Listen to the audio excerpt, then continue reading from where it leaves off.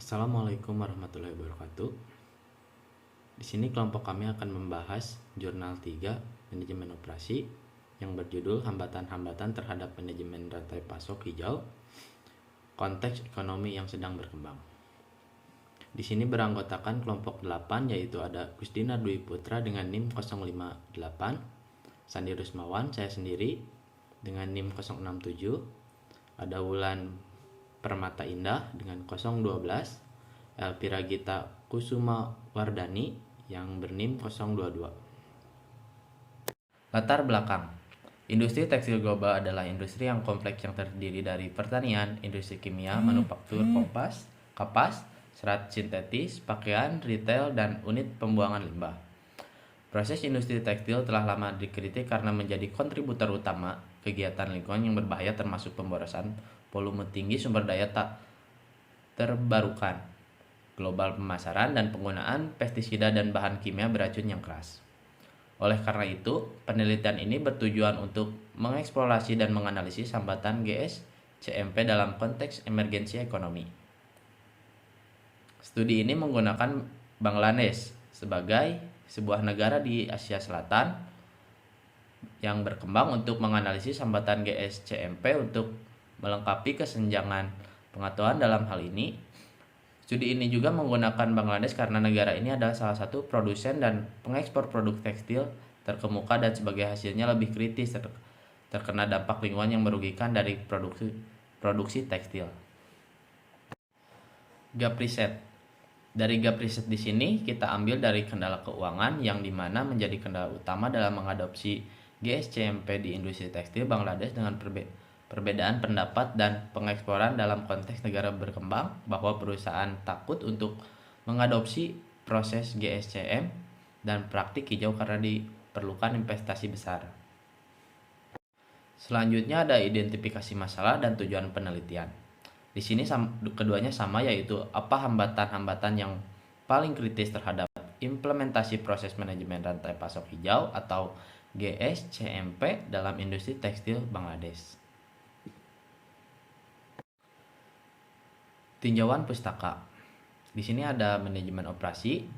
Menurut Herianto 2008, manajemen operasional adalah berkesinambungan dan efektif dalam menggunakan fungsi suatu proses manajemen untuk mengintegrasi berbagai macam yang mencapai tujuan sumber daya secara efisien dan rangka. Yang kedua ada konseptualisasi manajemen rantai pasok hijau, yaitu rantai pasok hijau adalah konsep yang semakin populer dari hari ke hari karena komitmennya terhadap keberlanjutan bagi perusahaan oleh Oliver et al. 2018. Dan yang ketiga ada ekonomi yang sedang berkembang, yaitu ekonomi yang sedang mengembangkan pertumbuhan ekonomi suatu negara karena pertumbuhan pesat industrialisasi dan peningkatan bisnis dalam negara lain. Selanjutnya yang keempat, yaitu ada hambatan terhadap manajemen rantai pasok hijau di negara berkembang. Manajemen rantai pasok hijau belum dipopulerkan di negara berkembang seperti Bangladesh, yaitu industri tekstil merupakan sektor penting berbasis tenaga kerja berorientasi ekspor di Bangladesh, menurut Ahmad 2018. Dan yang kelima ada kebijakan pemerintah, yaitu kebijakan pemerintah pada hakikatnya merupakan kebijakan yang ditunjukkan untuk publik dalam pengertian yang seluas-luasnya, atau negara masyarakat dalam berbagai status serta untuk kepentingan umum, baik itu dilakukan secara langsung maupun tidak secara langsung, yang tercermin pada berbagai dimensi kehidupan publik. Dan yang keenam ada atribut bahan hijau dan ramah lingkungan, yaitu green material memiliki pengertian lebih luas selain hanya dari sisi produk materialnya saja yang ramah lingkungan. Material ramah lingkungan pada umumnya menyangkut dari sisi produk material. Sekian penjelasan dari saya, selanjutnya akan dibahas oleh rekan saya. Terima kasih. Organisasi bisnis. Menurut Raymond Eglos menyatakan pengertian organisasi bisnis di dalam bukunya yang berjudul Business, Its Nature and Environment and Introduction. Menurutnya, bisnis merupakan semua kegiatan yang telah diorganisasikan oleh banyak orang, yang mana mereka berkecimpung di dunia perindustrian, dan kemudian sebuah organisasi atau perusahaan akan melakukan berbagai perbaikan standar serta kualitas produknya. Kemudian ada kondisi pasar. Gambaran pasar dapat diartikan sebagai sebuah gambaran mengenai bagaimana kondisi pasar yang sebenarnya, di mana gambaran ini perlu diketahui sebelum terjun untuk memasarkan produk atau layanan yang dimiliki kepada target. Karena di dalam pasar tersebut tentunya terdapat target yang akan menjadi calon konsumen untuk membeli produk perusahaan. Selanjutnya ada standar dan pasokan bahan baku.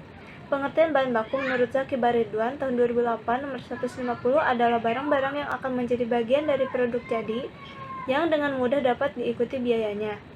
Kemudian pasokan bahan baku adalah sejumlah material yang disimpan dan dirawat oleh perusahaan yang digunakan untuk memenuhi kebutuhan industri dalam rangka memperlancar proses produksi menurut Yayat dan Acep Komara tahun 2013. Selanjutnya di sini ada jurnal-jurnal referensi. Yang pertama ada jurnal dari Agustina Putri Bintang Galaksi, M. Agung Wibowo Soeharyanto, yang dengan judul Penghambat dan Pendorong Green Supply Chain Management, Studi Kasus Aluminium Formwork. Yang kedua ada dari Anjar Priyono dengan judul Faktor Pendorong dan Penghambat Rantai Pasokan Ramah Lingkungan, Literatur Review. Yang ketiga dari S. Badi dan N. Murtag dengan judul Green Supply Chain Management in Construction, A Systematic Literature Review and Future Research Agenda. Yang keempat ada dari Amit Banik Hasin, MD Mustashim Taki, Syed Mitun Ali dengan judul Critical Success Factor for Implementing Green Supply Chain Management in the Electronic Industry and Emerging Economic Cash. Kemudian di sini ada kerangka pemikiran. Kebijakan pemerintah. Keberhasilan mendorong inisiatif hijau di sektor industri sangat tergantung pada kebijakan pemerintah, menurut Lorek dan Fuk tahun 2013. Yang kedua ada atribut bahan hijau dan ramah lingkungan. Peningkatan biaya yang dikeluarkan untuk memproduksi produk hijau diidentifikasi sebagai penghalang paling kritis terhadap implementasi GSCMP, menurut DKK tahun 2011. Yang ketiga ada organisasi bisnis. Di antara semua skema hijau, peningkatan kinerja lingkungan organisasi melalui inisiatif rantai pasokan hijau adalah yang paling penting bagi para profesional industri, menurut Lutra DKK tahun 2011. Yang selanjutnya ada kondisi pasar. Penggerak rantai pasokan menjadi hijau terutama adalah penghematan biaya operasional, peningkatan efisiensi, menciptakan citra merek, dan lain-lain. Namun, ada kepercayaan umum di kalangan profesional tekstil bahwa insentif eksternal untuk melakukan inisiatif lingkungan hanya berasal dari pasar. Dan selanjutnya ada standar dan pasokan bahan. Tidak adanya sistem sertifikasi yang tepat menyulitkan praktisi untuk membandingkan bahan dan proses ramah lingkungan alternatif.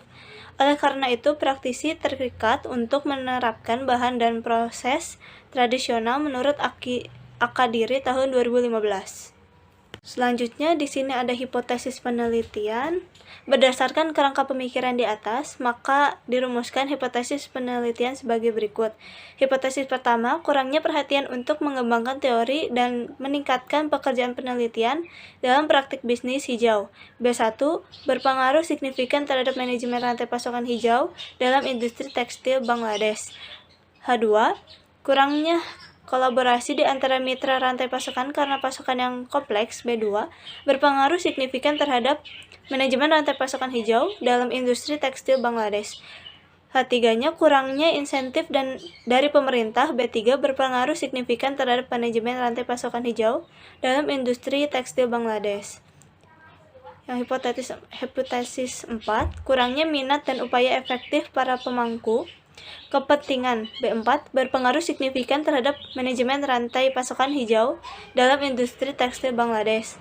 H5, kendala keuangan. B5, berpengaruh signifikan terhadap manajemen rantai pasokan hijau dalam industri tekstil Bangladesh.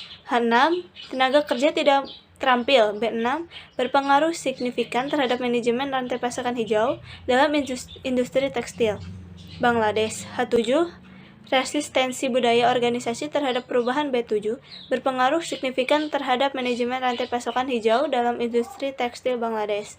H8. Kurangnya komitmen manajemen puncak B8 berpengaruh signifikan terhadap manajemen rantai pasokan hijau dalam industri tekstil Bangladesh. 9. Kurangnya pihak ketiga untuk mengingat produk bekas B9 berpengaruh signifikan terhadap manajemen rantai pasokan hijau dalam industri tekstil Bangladesh. H10. Kurangnya implementasi tes TI untuk komunikasi dan koordinasi B10 berpengaruh signifikan terhadap manajemen rantai pasokan hijau dalam industri tekstil Bangladesh. H11. Kurangnya tanggung jawab B11 berpengaruh signifikan terhadap manajemen rantai pasokan hijau dan industri tekstil Bangladesh. H12. Produsen hambatan teknologi B12 berpengaruh signifikan terhadap manajemen rantai pasokan hijau dalam industri tekstil Bangladesh. H13. Kurangnya peraturan pemerintah dan kerangka legislatif B13 berpengaruh signifikan terhadap manajemen rantai pasokan hijau dalam industri tekstil Bangladesh. H14. Rendahnya permintaan produk tekstil hijau dari pelanggan karena kurangnya kesadaran B14 berpengaruh signifikan terhadap manajemen rantai pasokan hijau dalam industri tekstil Bangladesh. Dan yang terakhir, hipotesis ke-15, kurangnya promosi produk yang berkelanjutan B15 berpengaruh signifikan terhadap manajemen rantai pasokan dalam industri tekstil Bangladesh. Assalamualaikum warahmatullahi wabarakatuh. Nama saya Gus Dinar Dwi Putra dengan NIM belakang 058. Saya akan melanjutkan presentasi dari rekan saya yang sebelumnya membahas hipotesis penelitian, maka kita selanjutnya masuk ke paradigma penelitian. Di sini bisa dilihat ada gambar dari paradigma penelitiannya yang diambil dari hipotesis. Yang hipotesis sebelumnya itu 15, maka variabel independennya itu ada 15 dan variabel dependennya ada 1. Nah, di sini semua variabel dependen ini tadi sudah disebutkan dari B1 hingga B15, kemudian menuju ke variabel independen yaitu manajemen rantai pasokan hijau. Ya, sekarang kita masuk ke metode penelitian. Yang pertama dibahas itu yaitu populasi. Populasi dalam penelitian ini yaitu melibatkan para profesional dari perusahaan tekstil yang berada di Bangladesh melalui email dan kuesioner di tempat. Jadi ada dua metode, yaitu email dan kuesioner di tempat ya. Nah, untuk sampelnya, tanggapan dikumpulkan dari 30 peserta survei di tempat dilakukan dengan melibatkan 15 profesional yang memiliki 10-15 tahun pengalaman dalam mengelola operasi dan rantai pasokan terkait dengan industri tekstil tentunya. Nah, untuk mencapai tanggapan yang memadai dan untuk meningkatkan cakupan responden yang survei melalui email juga dilakukan yang melibatkan tambahan lagi 15 manajer yang memiliki 10-15 tahun pengalaman dalam mengelola operasi dan rantai pasokan di industri tekstil. Maka secara total kami memperoleh 30 tanggapan termasuk dari 16 dari UKM dari kedua metode survei. Nah, di sini ada juga untuk jenis dan sumber datanya ya. Nah, di jenis penelitian yang dilakukan yaitu penelitian kuantitatif dengan mengkuantifikasikan data kualitatif sehingga data yang diperoleh ya nantinya berupa angka. Nah, data yang digunakan dalam penelitian ini adalah data primer ya, sumbernya dari primer, jadi langsung dari orang yang bersangkutan yang diperoleh dari para profesional yang tadi dari perusahaan tekstil yang berbeda di Bangladesh. Ya, masih di metode penelitian, di sini lanjut ke metode pengumpulan datanya.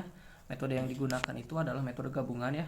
Nah, untuk mendapatkan pendapat responden ini meningkatkan ukuran sampel dan mengurangi kemungkinan pendapatan tanggapan bias dalam satu metode penyelenggaraan survei. Maka data penelitian ini dikumpulkan dengan dua metode yaitu metode survei melalui email dan kuesioner di tempat. Untuk teknik analisis datanya, peneliti menerapkan teknik analisis clustering hierarkis digunakan untuk menguji data survei ya. Hasil penelitian ini kemudian diverifikasi dan diinterpretasikan melalui masukan para ahli. Nah, di sini kita masuk ke hasil dan pembahasan. Dari pertama pembahasan dan interpretasinya, di sini ada tabel ya yang di kiri yang merupakan nilai karakterisasi dan standarisasi data. Dan di sini ada interpretasinya sebelah kanan, yaitu misalnya Kami menggunakan respon yang diberikan untuk penghalang B1 atau hambatan B1 dari tabel 3 yang sebelumnya dan menerapkan kebersamaan 1 untuk mendapatkan nilai relatif pentingnya XR EV yang ditemukan menjadi 1,564. Demikian pula persamaan 2 sampai 6 digunakan untuk mendapatkan nilai XS DV, kemudian X dalam kurung XREV, kemudian X dalam kurung XS DV yang sesuai adalah 1,632, 1,366 dan 1,382. Proses yang sama diikuti untuk menghasilkan nilai-nilai lain dari tabel 4. Di tabel 4 ini nilai negatif dari X atau dalam kurung XREV dan X dalam kurung XSDV berarti mereka terletak di sisi kiri nilai rata-rata dan nilai positif dari X dalam kurung XREV dan X dalam kurung XSDV berarti bahwa mereka terletak di sisi kanan nilai rata-rata karena kita memiliki jumlah yang hampir sama dengan X dalam kurung XREV dan X dalam kurung XSDV. Nilai untuk kedua sisi kanan dan kiri rata-rata kita dapat mengatakan bahwa data terdistribusi dengan baik dalam kurva distribusi normal.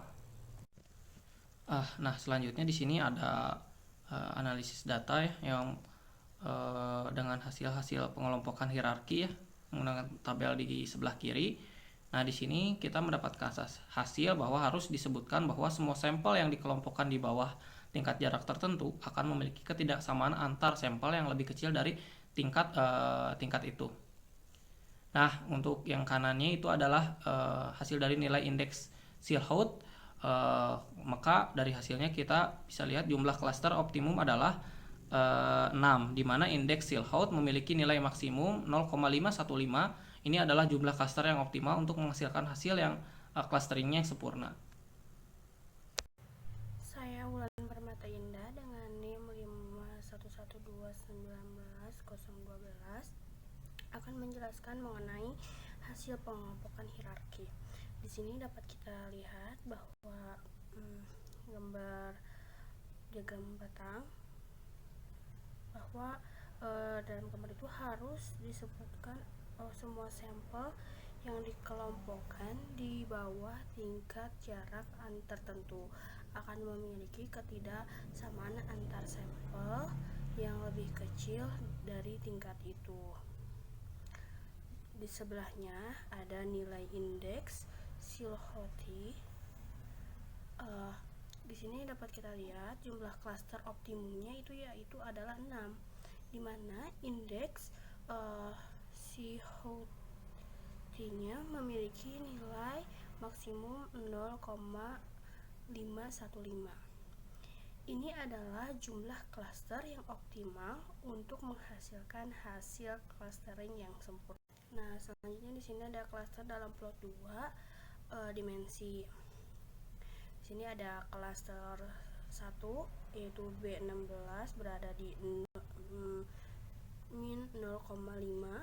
Lalu ada klaster 2 yaitu B12 dan B3 yang berada B12 berada di min 0,5 juga, dan B3 nya berada di tempat yang sama.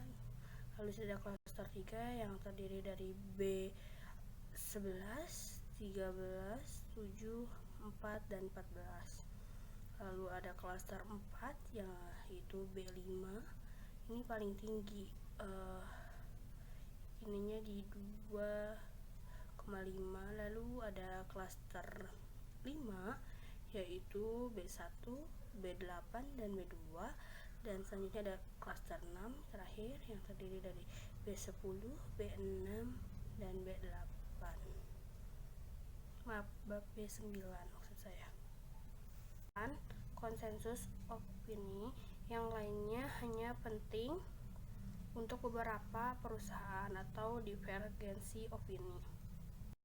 Selanjutnya kontribusi teoritis.